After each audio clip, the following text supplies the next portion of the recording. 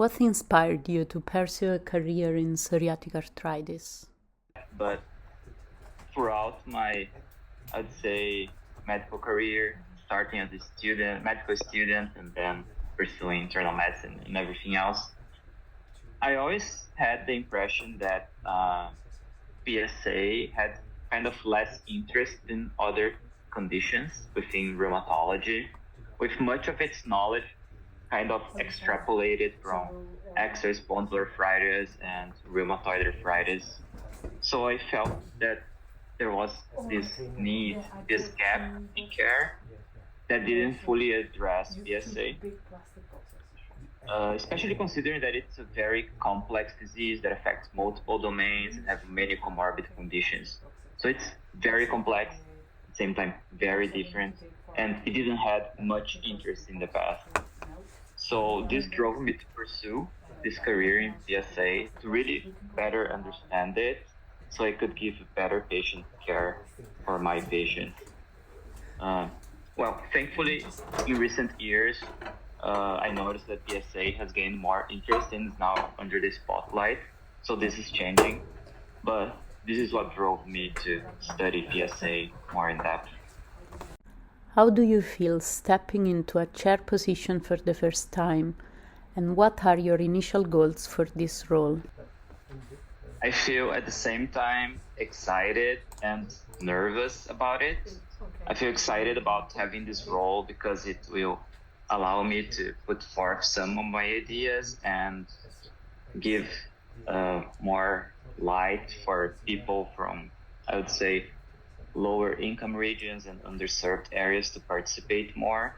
But at the same time, nervous because I'm feeling Fabian's shoes, and he did a fantastic work creating Y-GRAPPA and putting forth so many projects. So my goals would be to keep the same level of fantastic work, try to improve it in some areas, and really the main goal would be to broaden Grappa's global presence, trying to put a stronger hold in lower income regions, more collaborative work to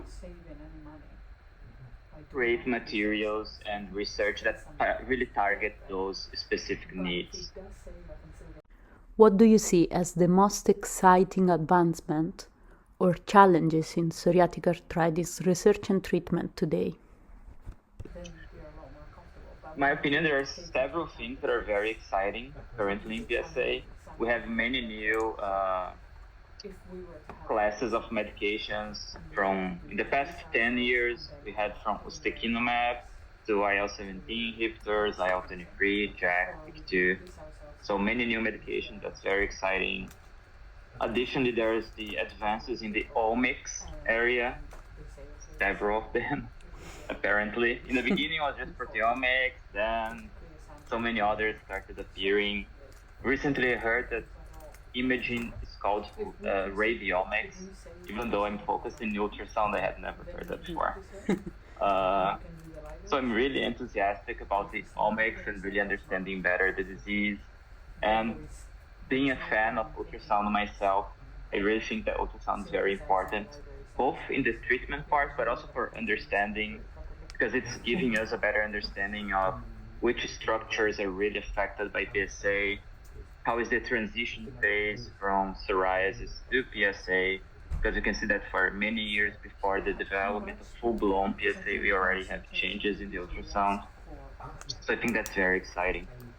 And at the same time, we do have many challenges because even though we see all those things in psoriasis, we don't know how they will behave for sure. So we don't know if they are definitely going to become PSA. What should we do with that? So that's an issue, of course. And the other main issue with PSA would be to really be able to treat all domains of the disease at the same time and improve all these domains and the patient-reported outcomes with a single medication. That doesn't exist. So really trying to come with the ideal mode of care for these patients, which I believe we are still lacking. What role do you think collaboration plays in advancing the understanding and treatment of psoriatic arthritis, both within your team and globally? As I was saying, for instance, in the omics part, collaboration is essential for that in an international perspective, like the Hippocrates study that GRAPPA is participating. For those type of studies, we really need to rely on international cooperation, multiple sites providing data to really have a robust database that will give us information that is useful and validated throughout the world. So internationally speaking, those collaborations are essential. Within my team, for the local patient care, the biggest challenge that I'm trying to overcome is to really provide multidisciplinary care, because, for instance, we are able to have a room derm clinic, which is already very hard for most places. So we have that. But for other specialties that we need to do interdisciplinary care, like gastroenterology, psychologist, physiotherapy, dietitian, all of those things, it seems near impossible to have all of those combined in a clinic, because ensuring this level of care while maintaining it financially feasible is very hard. So I think that would be the biggest challenge, like how to give this ideal care while keeping it feasible from a financial perspective. But from my perspective, that is completely mandatory to provide the best patient care possible. If you could share one piece of advice with young grappians, what would it be? The biggest piece of advice I could give to anyone, not only to young grappians, would be to stay curious. As Einstein said, and many others, but I think, and I quote, the mind that opens to a new idea never returns to its original size. So really just keep growing by staying curious, asking questions, and continuous learning. I think that you need to put your face out there, ask the questions. Gonna lose some, win some, but always really advance. So I think that's my main advice. Put your face out there and be curious. What would be your biggest goal as the chair of Y-GRAPPA? My biggest goal is really to increase the participation of Y-GRAPPA members from everywhere around the world. Because in its inception and recent years, and still currently, it's most Europe, Western Europe, and North America. So what I really want to do is increase the global reach, so we can all participate and learn regardless of where we are. That's definitely my main goal. What is your vision for the role of dermatologists within the Y-GRAPPA? Well, my vision is to increase the presence of dermatologists.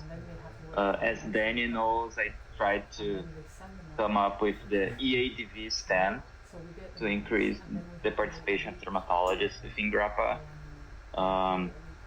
And now we have the standardized way of applying for GRAPPA projects on the website.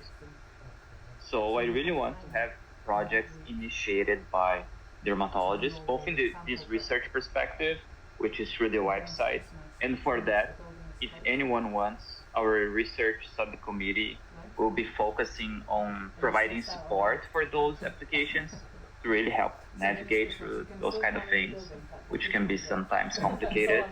So we are here to facilitate the initiation of those projects. So we want more projects really initiated and led by dermatologists in this research perspective. And I would like more people to participate in all subcommittees to give us the dermatologist perspective For instance, the education committee was mostly led by rooms. If you had more derms, I am pretty sure we would have more projects focused on the derm perspective. I'm pretty sure of that. So we really need you all to engage more with us so we can be less PSA centric. I'd like your help for that.